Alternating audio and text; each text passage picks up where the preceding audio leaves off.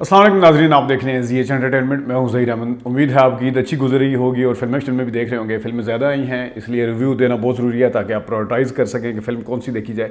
वैसे 5 फिल्में आई हैं, एक फिल्म का हम रिव्यू पहले दे चुके हैं, घबराना नहीं का।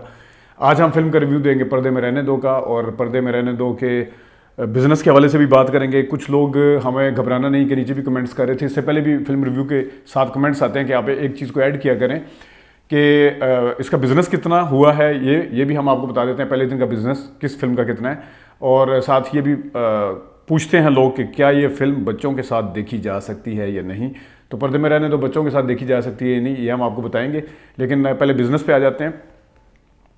बिज़नेस पे जो अक्सर कहते हैं कि इसका बजट भी बताया करें, तो बजट में हमेशा एग्जैजरेशन होती है। फिल्म कम की बनती है, ज़्यादा का बताया जाता है ताकि लोगों के ऊपर इम्पैक्ट पैदा किया जा सके। ये भी पूरी साइंस है, किसी दिन इसके ऊपर डिस्कस करेंगे। और फिल्में किस किस तरीके से बजट बताई जाती हैं या आगे बढ़ा दिया जाता है, ये पूरा एक टेक्निक है, पूरी साइंस है, इसको हम बताएंगे किसी दिन। जो बजट है वो तो हम आपको एग्जैक्टली क्योंकि अगर कोड किया हुआ बजट बता दें तो हमारे पास सोर्सेज नहीं है, लेकिन मैं आपको बिज़नेस का ज़रूर बता देता हूँ। बिज़नेस जो है, पहले दिन में 5 फिल्में रिलीज़ हुई। 5 फिल्मों में से घबराना नहीं का बिज़नेस जो है वो सबसे टॉप पे है। पहले दिन का उसने किया है 96 लाख रुपया पहले दिन, और ये उनकी अपनी जो दी न्यूज़ और जियो की वेबसाइट है वहाँ से हमने लेके बता रहे हैं आपको। और फिर क्योंकि घबराना नहीं फिल्म है भी जियो के बैनर के नीचे बनी है। दूसरी फिल्म है वो हम टीवी की दम मस्तम। ये मेरे लिए सरप्राइजिंग है, लेकिन मैंने पहले भी बताया था कि दम मस्तम को एज हासिल है कि उसके साथ हम टीवी है। ये मैंने अपनी आखिरी वीडियो में, जो पहले ईद से पहले मैंने फिल्मों के हवाले से बात की थी, आपको याद होगा, वो बताया था कि दम मस्तम को एज है कि वो हम टीवी की है। हालांकि इमरान अशरफ पहली दफ़ा आ रहे हैं स्क्रीन के ऊपर एज़ कम्पेयर टू अदर्स जो कास्ट है दूसरी फिल्मों की। और दूसरी इसमें अमार खान जो है वो भी नई है, उनका भी कोई इतना ज़्यादा नाम नहीं है, लेकिन ये सिर्फ और सिर्फ अपने बैनर की वजह से इतना बिजनेस कर रही है अगर इसने किया है। दूसरी फिल्म जो थी वो तीसरे नंबर पे जो फिल्म आती है उस फिल्म का नाम है चक्कर। उसने बिज़नेस किया है जनाब साहब 21 लाख का पहले दिन। और चौथे नंबर पे ये मेरे लिए वैसे हैरान कुन है, फिल्म है पर्दे में रहने दो। हालांकि पर्दे में रहने दो का जो शोज़ हैं, कम से कम पिंडी इस्लामाबाद में सबसे ज़्यादा उसके चलाए जा रहे हैं शो। एक सेंटोरस इस्लामाबाद में चक्कर के ज़्यादा चल रहे हैं, बाकी सैनपैक्स पे, गीगा मॉल में, ओडियन पे, बाकी जिस बैरियर टाउन में सबसे ज़्यादा पर्दे में रहने दो के शो चलाए जा रहे हैं। लेकिन इसका बिज़नेस जो है पहले दिन अमूमन कम निकलते हैं, लेकिन ज़ाहिर है घबराना नहीं 96 लाख अगर कर गई है तो फिर बाकियों को भी करना चाहिए। तो पर्दे में रहने दो का पहले दिन का बिज़नेस है 17 लाख। और ये इत्फाक कर लें कि बिज़नेस में सबसे पहले नंबर पे जो फिल्म है वो जियो फिल्म्स, जियो उसका मीडिया पार्टनर है, और जो सबसे आखिरी फिल्म है वो भी जियो की है बिज़नेस के एतबार से। और यहाँ पे मैं एक और चीज़ बताता चलूँ, बाजरे दी राखी का बिज़नेस मेंशन नहीं किया गया। मैंने जब सैयद नूर साहब से पूछा कि क्या इसको कराची में लगाया गया, तो उन्होंने बताया कि कराची में सिनेमा नहीं मिले। और क्योंकि ये जो बिज़नेस बताया गया ये पंजाब का बताया गया था, ये मेरे लिए हैरान कुन बात है। बेशक उस फिल्म ने जो भी बिज़नेस किया था, लाखों में किया, हज़ारों में किया, वो बताना चाहिए था। उसको कैसे इग्नोर किया जा सकता है, किस तरीके से किया जा सकता है, ये हम बात करेंगे जब हम रिव्यू दे रहे होंगे तेरे बाजरे दी राखी का। अभी हम आ जाते हैं वजाहत रऊफ़ की फ़िल्म लाहौर से आगे, कराची से लाहौर और लाहौर से आगे के बाद ये फ़िल्म पर्दे में रहने दो, जैसा मैंने बताया था कि इस नाम की पहले भी फिल्म बन चुकी है। इसकी लीड कास्ट में शामिल हैं अली रहमान, उनके साथ हीरोइन हरीम फारूक नहीं है, हानिया आमिर हैं, और उनके साथ साथ जावेद शेख साहब हैं इसमें जिन्होंने रोल प्ले किया उनके वालिद का, अली रहमान के। और इसी तरह नूरुल हसन साहब हैं जो जावेद शेख के भाई यानी कि अली रहमान के चचा बने हैं। और यही मेन एक उनका जो दोस्त है, उनका मुझे नाम नहीं पता, लेकिन उनका मैं जब एक्टिंग के डिपार्टमेंट में आएंगे बात करेंगे उन हवाले से। उस हवाले से पहले कहानी पे आ जाते हैं। मोहसिन अली साहब ने लिखी है इसकी कहानी। वजाहत रऊफ़ साहब जिसके डायरेक्टर हैं पर्दे में रहने दो। कहानी का वन लाइनर मैं आपको सिर्फ बता दूं क्योंकि लोग अक्सर इसमें शिकायत करते हैं। वैसे भी मैं खुद भी इस हक में नहीं है कि पूरी कहानी बताई जाए, फिर देखने के लिए क्या आपके पास रह जाएगा।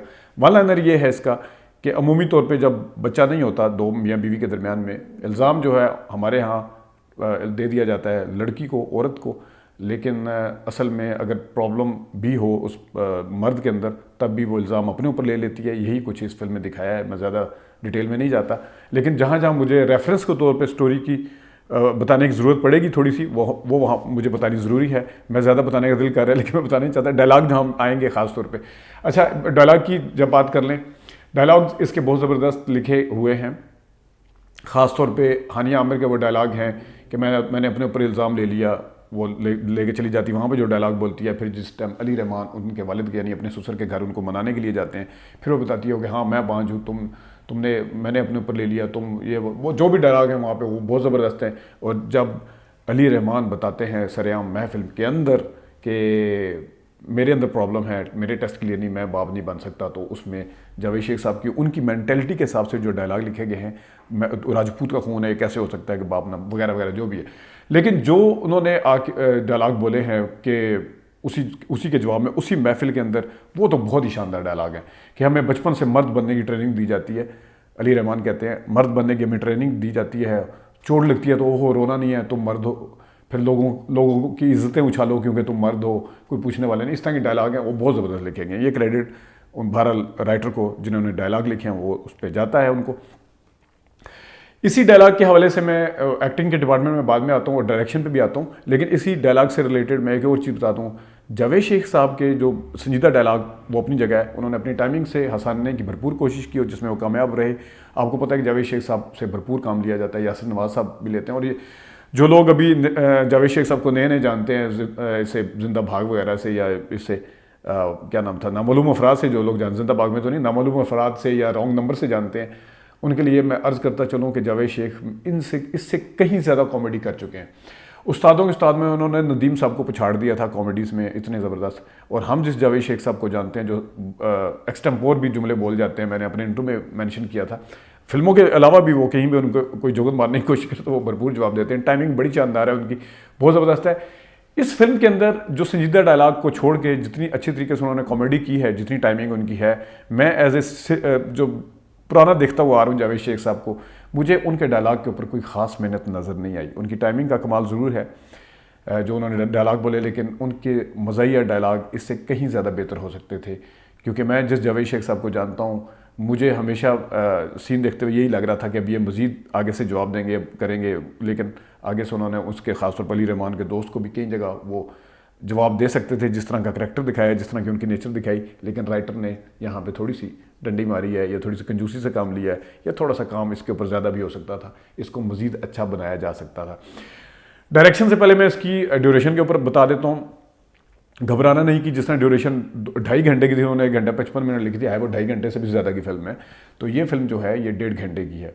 अब आप कह रहे होंगे कि जब फिल्म लंबी होती है तो ड्रैग लगती है, तो छोटी होती है तो आप कह रहे हैं छोटी क्यों है, इसके ऊपर मैं बात करता हूँ। लेकिन डायरेक्शन के ऊपर आता हूँ। फिल्म की ओपनिंग अच्छी है, इंट्रोडक्शन जो एक शुरू में जो एक बिल्टअप है फिल्म का बहुत ज़बरदस्त है, किरदारों के साथ उनका घरेलू लाइफ, इनकी अली रहमान की पूरे इनके घर के ऊपर फिल्म को फोकस रखा गया, फिल्म को इधर उधर होने नहीं दिया गया। एज़ कम्पेयर टू घबराना नहीं, ये इसका सेकंड हाफ भी अच्छा है और बड़े कंट्रोल में रखा है। मैंने बताया कि फ़िल्म फोकस है क्योंकि किरदार इसमें गिने चुने हैं, उसी के गिर ज़्यादा फिल्म घूमती है सारी। तो अली रहमान तकरीबन हर सीन में है, अली रहमान है, हानिया फिर जावेद शेख साहब का बहुत काम है, फिर उनके दोस्त का जो इनके 4 बंदों का तो बहुत ही काम है, फिर छोटे छोटे करैक्टर भी आते हैं, कोई हकीम है, कोई डॉक्टर है, कोई कुछ है। लेकिन जो फिल्म है ओवरऑल एंड तक इसके अंदर जो एक ग्रिप में नज़र आती है, फिल्म ग्रिप में नज़र आती है। अच्छा, अब थोड़ा सा इस फिल्म के अंदर कमज़ोरियाँ भी हैं, उसको भी डिस्कस करेंगे। कमज़ोरियों को बाद में कर लेते हैं। जिस तरह मैंने एक टॉपिक बताया है, अक्सर मेरे से पूछते हैं बच्चों को के साथ देखी जा सकती है नहीं देखी जा सकती, तो अगर तो आपके बच्चों को आप बेहतर तरीके से समझते हैं। मैं इसकी एक मिसाल, खैर फिर लोग मुझे कहते हैं मैं ड्रैग कर देता हूँ थोड़ा सा, मैं ज़्यादा लंबा नहीं जाना चाह रहा। इस फिल्म को अगर आप समझते हैं कि घर के अंदर आप ड्रामे इस तरह के देखने से, सेंसिटिव टॉपिक वाले देखने से अवॉइड करते हैं, तो फिल्म ज़रा उससे बढ़ के होती है। क्योंकि बच्चे का सीन है, वो टेस्ट वेस्ट करवाने जाते हैं, जिस तरह वहाँ पे लेबॉर्ट्री में बच्चे मर्द का अपना टेस्ट होता है, फिर वो तो जो अंडर एज बच्चे होते हैं उनके जहन में वो पेरेंट्स को कुछ पूछे ना पूछें, बैनुल सुतूर यानी लाइनिंग जूम यानी मीनिंगफुल लाइंस के साथ इन्होंने बात की है। कोई ये नहीं है कि ओपनली सारा कुछ किया है, लेकिन बच्चे आपको पता है आजकल के वो क्वेश्चन ज़रूर पूछते हैं कि किस तरह, फिर वो ज़ाहिर देखते हैं अकाउंट काम आ रहा है जी आपके टेस्ट में, फलाना ये ढके छुपे लफ्ज़ों में बात की है। लेकिन आप समझते हैं कि इस किस्म की फ़िल्में आप बच्चों के साथ नहीं देख सकते, ये आपके ऊपर है, तो आपको मेरे ख्याल में नहीं देखनी चाहिए। अगर कोई मुझे इस हवाले से कोई नया पॉइंट कहना से शुरू कर दे तो ये अलग बात है। वैसे गोरे के हवाले से बताता चलूँ, गोरा जो अपनी फ़िल्म में पेरेंट गाइड बाकायदा देता है, उसमें ना सिर्फ सेक्स के सीन लिखे होते हैं कि कितने हैं और कितने उसमें हैं, उसमें वर्ड जो एफ से मैं ज़्यादा डिटेल में नहीं जा रहा, एफ वर्ड कितनी दफ़ा यूज़ हुआ है उसके बारे में भी डिटेल दी जाती है, उनको भी आप नैरो माइंड कह लें। और अल्कोहल कितनी दफ़ा यूज़ हुई है, उनके यहाँ माशरे में सब कुछ जायज़ है, हमारे यहाँ तो नए कट्टे खोल देते हैं कि ये क्या है, लेकिन उनके यहाँ वो भी लिखा जाता है। और कितनी उसके अंदर फाइटिंग के सीन है, और फाइट भी इवन बताया जाता है, मौके कितने हैं, खून कितनी दफ़ा दिखाया गया, सारा कुछ। तो इस वजह से पेरेंट गाइड को हम अंदर से ऐड किया करेंगे। अभी तक मैं नहीं करता था, लेकिन इसको हम ऐड किया करेंगे। लेकिन सेंसिटिव टॉपिक है, आप देख सकते हैं अंडर एज बच्चे जिनको कुछ समझ नहीं है, जिनसे आप छुपाते हैं चीज़ें, उनको आप ना ही लेके जाए तो बेहतर है। तो उस तरह मैं अगर वन लाइनर में कह पाऊँ तो इस अंडर एज बच्चों के साथ फिल्म नहीं देखी जा सकती। कोई ऐसा वैसा गंदा सीन नहीं है, लेकिन बहरहाल ये टॉपिक के हिसाब से मैं बात कर रहा हूँ। अच्छा, अब आते हैं फिल्म के म्यूज़िक की तरफ आ जाते हैं। फिल्म के म्यूज़िक में चल कहीं चलें वो ज़बरदस्त है, और वो निर्मल रॉय का है और अली हसन उसमें है। इसके साथ जो है तेरे संग लाई क्यों, मुझको दी सज़ा क्यों, वो पीछे लगा होता गाना सीरियस उसमें है, जिस टाइम वो छोड़ के चली जाती है, वो भी बहुत ज़बरदस्त है। हानिया आमिर जिस टाइम चली जाती हैं अपने घर में, अली रहमान रह जाते हैं, तो वो पीछे ये गाना खुद चलता है, ये है। और इसके अलावा एक जो है तेरे उत्ते पीला रंग सूट करदा, यूट्यूब में भी सबसे ज़्यादा आपने इसकी प्रमोशन में भी देखा होगा।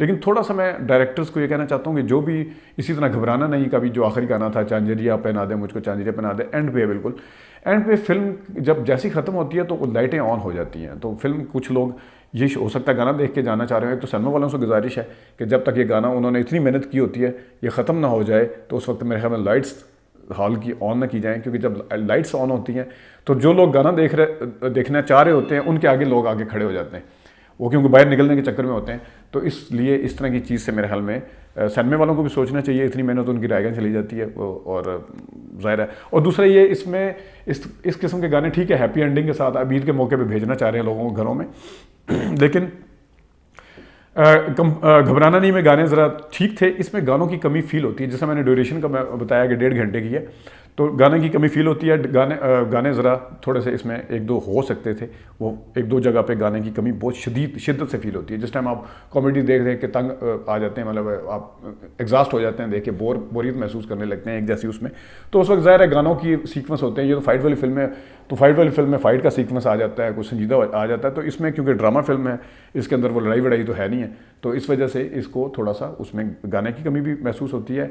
और ड्यूरेशन जो है मेरे ख्याल में 2.25 घंटे की, 1 घंटा 50 मिनट की ज़रा ज़्यादा बेहतर रहती है। 1.5 घंटे की फिल्म जो वो अंग्रेज़ी ही अच्छी लगती है, उर्दू फिल्मों में थोड़ा सा इसको देखा जाना चाहिए। फिर ये है कि ड्रामा करते वो टेली थिएटर या उनकी ड्यूरेशन भी इतनी होती थी, तो थोड़ा सा इसको देखा जाना चाहिए। ये नहीं कि ड्रैग करना शुरू कर दें, मैं फिर अगेन कह रहा हूँ कि वो घबराना नहीं की तरह, ये नहीं, इसमें बोरियत कहीं महसूस नहीं होती, बाकायदा तौर पर सारा कुछ है इसमें। अब आ जाते हैं गलतियों की तरफ।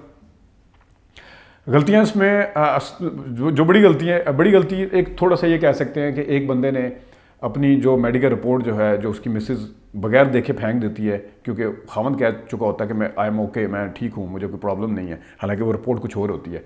तो ये रिपोर्ट पकड़ती है, उसको पढ़ती नहीं है, वो उसको कहता है कि खुद पढ़ लो, पढ़ती नहीं है, अपने खामद के ऊपर वो बिलीव करके, ट्रस्ट करके कि ठीक कह रहा है, वो फेंक देती है डस्टबिन में।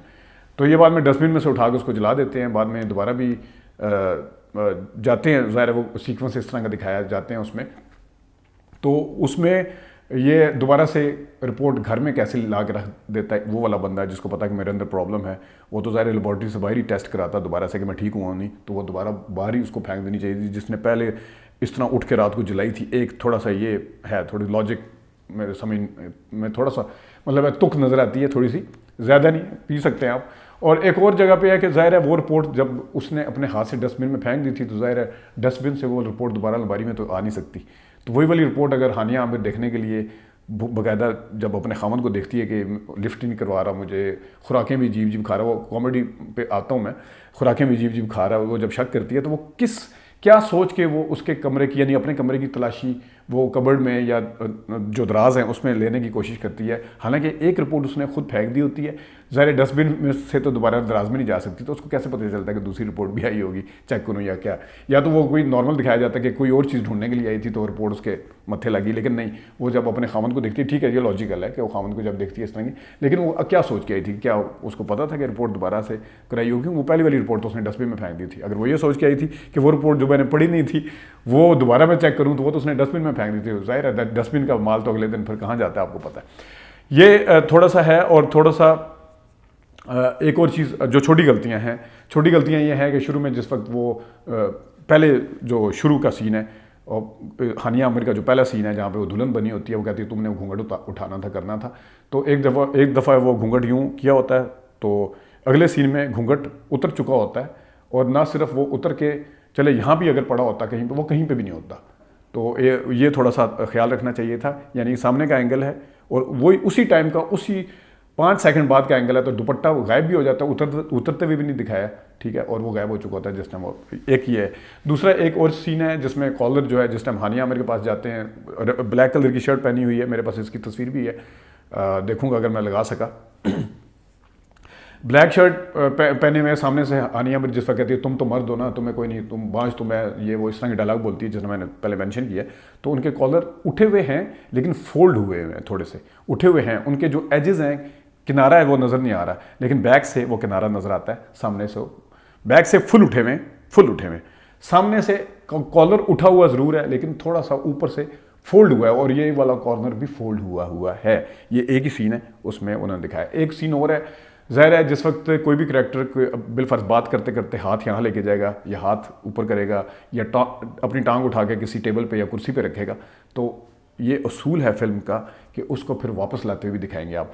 जिस वक्त ये दूसरी नूरुल हसन की बेटी है जो शादी करना चाहती है जावेद से, अली रहमान से, तो वो उसको जब वक्त धमकी देती है, अब हमारे इतने बच्चों को मैं देखूंगी, वो जब जाता है अली रहमान, मतलब हानिया छोड़ के चली जाती है, उसको फिर उम्मीद लग जाती है कि मेरे से शादी हो सकती है। बाय द वे उस लड़की ने भी अच्छा काम किया, उसका नाम मुझे नहीं पता, लेकिन वो उस वक्त कुर्सी पे पाँव रखती है, डायलॉग बोलती है, वो पाँव कब नीचे गया नहीं पता, दोबारा फिर पाँव रखती है वो।